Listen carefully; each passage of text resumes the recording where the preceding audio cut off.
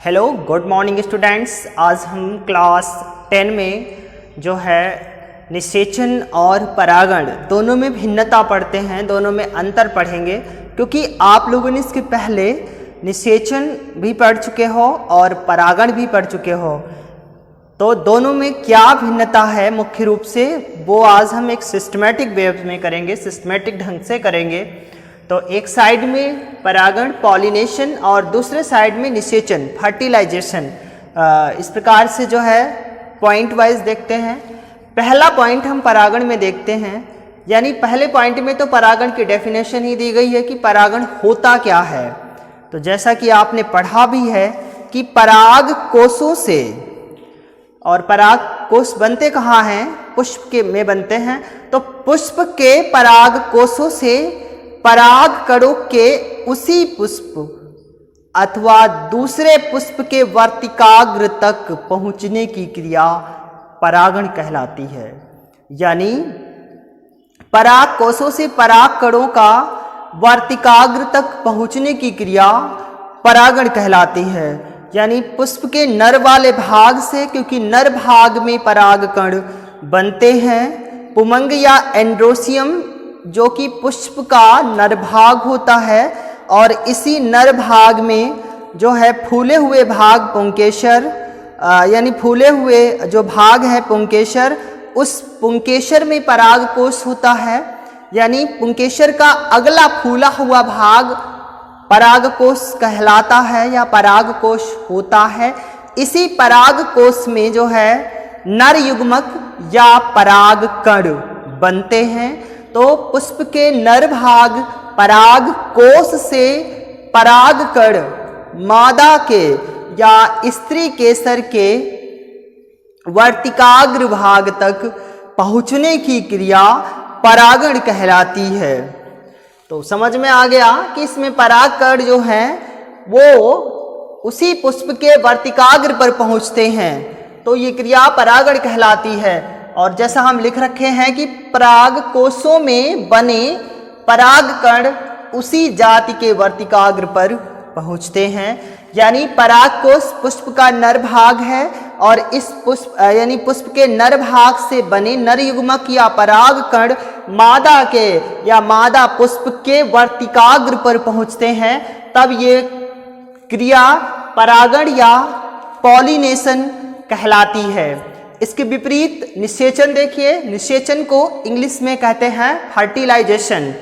तो इस प्रक्रिया में क्या होता है कि नर तथा मादा युग्मकों के संयुग्मन द्वारा, नर और मादा के संयुग्मन द्वारा युग्मनज यानी कि जाइगोट का निर्माण होता है, और यही जाइगोट से जो है भ्रूण का निर्माण होता है।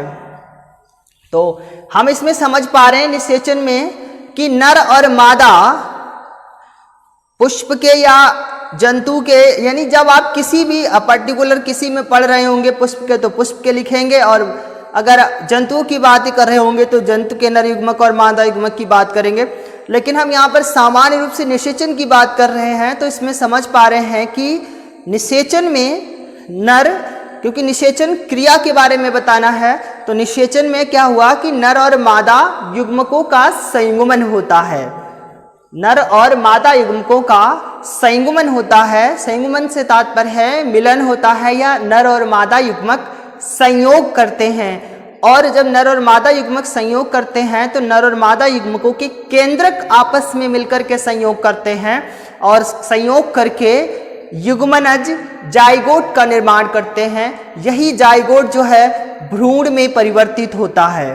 तो ये पहला अंतर था, यानी दोनों की डेफिनेशन ही थी। इसके बाद दूसरा पॉइंट परागण में देखिए, पर परागण के लिए अनेक प्रकार के माध्यमों की आवश्यकता होती है। देखिए परागण जो है वो 2 टाइप्स से होता है। अगले स्टेप में पढ़ा भी है कि परागण की क्रिया 2 प्रकार से होती है, 2 प्रकार की होती है, एक स्वपरागण और दूसरा पर परागण। तो दोनों के बारे में जान चुके हो। तो स्वपरागण में स्वयं ही परागित हो जाता है पुष्प, और पर परागण में किसी माध्यम की जरूरत होती है, किसी साधन की आवश्यकता होती है। तो दूसरा पॉइंट वही है कि पर परागण के लिए अनेक प्रकार के माध्यमों की आवश्यकता होती है, जैसे वायु, जल, कीट, पतंगे आदि। इसमें क्या होता है पर परागण में कि एक पुष्प के नर युग्मक किसी दूसरे पौधे के पुष्प के मादा युग्मक के पास पहुंच करके जो है निषेचन की क्रिया करते हैं, तो दूसरे पुष्प या दूसरे पौधे के पुष्प पर पहुंचाने के लिए परागकणों को माध्यम की जरूरत होती है। उस माध्यम में वायु, जल, कीट, पतंगे हो सकते हैं। वायु के द्वारा नर के परागकण मादा के जो है युग्मक पास पहुंचते हैं, या नर के युग्मक मादा के पास पहुंचते हैं। इसी प्रकार से जल के द्वारा ये साधन हो सकता है। कीट पतंगे, मधुमक्खियाँ, बर्र वगैरह जो होती हैं, इनके द्वारा भी परागण की क्रिया होती है, जबकि निषेचन में ऐसा नहीं होता है। यह क्रिया निषेचन में देखिए, यह क्रिया पराग नलिका यानी कि पोलन ट्यूब, पराग नलिका के अंडाशय, पोलन ट्यूब की ओवरी तथा अंत में बीजांड के अंदर प्रवेश करने के बाद होती है। अतः किसी साधन की आवश्यकता नहीं होती है, क्योंकि जब निषेचन की क्रिया पूर्ण हो रही होती है तो उसके पहले परागण की क्रिया हो चुकी होती है, क्योंकि परागण की क्रिया में नर के युग्मक मादा के पास पहुंचने होते हैं। पहुंचने के बाद ही निषेचन की क्रिया प्रारंभ होती है। तो ये निषेचन की क्रिया जो है ये पराग नलिका के अंडाशय तथा अंत में बीजांड के अंदर प्रवेश करने के बाद होती है। यानी ये बात हमें समझना है कि पराग नलिका के अंडाशय तथा अंत में बीजांड के अंदर प्रवेश करने के बाद होती है। जो आपकी पराग नलिका है, उस पराग नलिका का जो नीचे का भाग होता है, ये मादा जनन का भाग है। इसे अंडप या इसके नीचे के भाग को अंडाशय कहा जाता है, और जिसमें बीजांड उपस्थित होता है, अंडाशय में ही बीजांड उपस्थित होता है। और आपने पढ़ा है कि अंडाशय से या अंडप से फल बनता है और बीजांड से बीज बनता है, ऐसा पढ़ा है आपने। तो जब ये क्रिया निषेचन की कब होती है? जब अंडाशय और बीजांड के अंदर प्रवेश करने के बाद होती है, यानी जब नर युग्मक और मादा युग्मक का संलयन होता है तब निषेचन की क्रिया होती है। तो नर और मादा युग्मक जब अंडाशय और बीजांड के अंदर प्रवेश कर जाते हैं तब जाकर के क्रिया प्रारंभ होती है। इसलिए इस क्रिया को प्रारंभ करने के लिए किसी माध्यम या साधन की जरूरत नहीं होती है। इसके बाद तीसरा पॉइंट, यह क्रिया पहले होनी आवश्यक है, यानी कि परागण की क्रिया निषेचन से पहले होनी आवश्यक है। अगर परागण की क्रिया नहीं होगी तो निषेचन की क्रिया भी नहीं होगी, क्योंकि निषेचन की क्रिया में आपने पढ़ा है नर युग्मक मादा युग्मक के पास पहुंचते हैं। तो जब नर युग्मक मादा युग्मक के पास नहीं पहुंचेंगे तो संलयन या निषेचन की क्रिया नहीं होगी। इसलिए परागण की क्रिया निषेचन की क्रिया से पहले होनी आवश्यक है, और ये क्रिया जब पहले होती है तभी निषेचन की क्रिया पूर्ण होती है।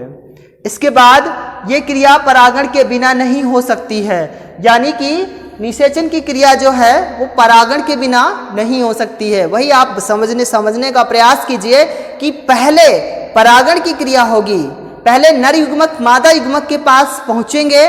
जब नर और मादा युग्मक आपस में मिलेंगे तो मिलने के बाद में दोनों के युग्मकों के केंद्रकों का संलयन होगा, तब जाकर आपकी निषेचन की क्रिया पूर्ण होगी। इसलिए निषेचन की क्रिया परागण की क्रिया के बिना नहीं हो सकती, पहले परागण की क्रिया का होना आवश्यक है। इसके बाद चौथा पॉइंट, परागण क्रिया दो प्रकार की होती है, यानी परागण की क्रिया जो है वो दो प्रकार से होती है, एक स्वपरागण और दूसरा है पर परागण। तो स्वपरागण में जो है पुष्प इस प्रकार से व्यवस्थित होता है कि नर का जो युग्मक है वो मादा के युग्मक के पास आसानी से या स्वयं ही पहुंच जाता है। जबकि पर परागण में क्या होता है कि एक ही पुष्प पर जो है पुमंग और जायांक यानी नर और मादा दोनों भाग अलग अलग समय पर परिपक्व होते हैं और इस प्रकार से व्यवस्थित होते हैं कि वो नर युग्मक मादा के पास नहीं पहुंच पाता है। तो यह आपकी है पर परागण क्रिया। इसी प्रकार से निषेचन की क्रिया दो प्रकार से की जाती है, यानी निषेचन की क्रिया भी दो प्रकार से की जाती है, जिसमें पहला है बाह्य निषेचन और दूसरा है आंतरिक निषेचन। यानी निषेचन की क्रिया भी दो प्रकार से की जाती है, जिसमें बाह्य निषेचन और आंतरिक निषेचन। तो बाह्य निषेचन वो निषेचन है जो जीवधारी के शरीर के बाहर होता है और आंतरिक निषेचन जो है वो शरीर के आंतरिक भाग में या अंदर शरीर के अंदर भाग में होता है, आंतरिक निषेचन कहलाता है। तो इस प्रकार से दोनों निषेचन के भी दो प्रकार हैं, जिसमें बाह्य निषेचन और आंतरिक निषेचन है।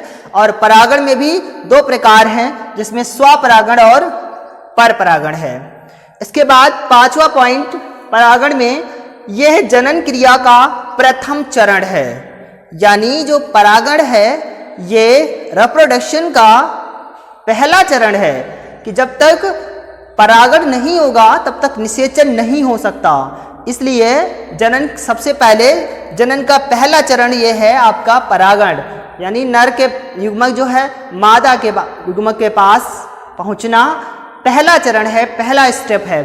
इसके बाद जो निषेचन की क्रिया है ये जनन क्रिया का द्वितीय चरण है, क्योंकि जब नर के युग्मक मादा युग्मक के पास पहुंच जाते हैं तो नर के केंद्रक मादा युग्मक के केंद्रक दोनों केंद्रक आपस में मिलकर के संयुग्मन करते हैं और संयुग्मन करके जाइगोट या युग्मनज का निर्माण करते हैं। तो जब जाइगोट या युग्मनज का निर्माण हो जाता है तब वो क्रिया फर्टिलाइजेशन या निषेचन कहलाती है।